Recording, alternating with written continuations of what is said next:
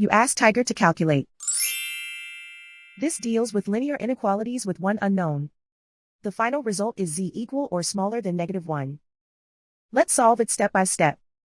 Swap sides.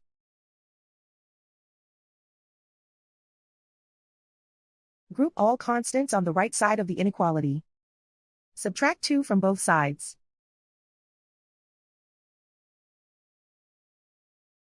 Group like terms.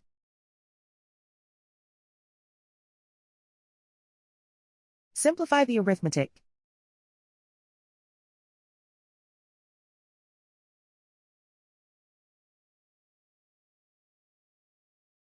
Convert the z into a positive number.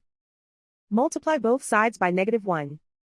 Whenever you multiply or divide by a negative, reverse the inequality sign.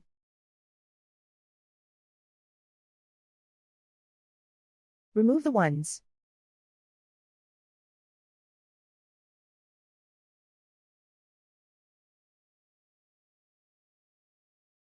Plot the solution on a coordinate grid.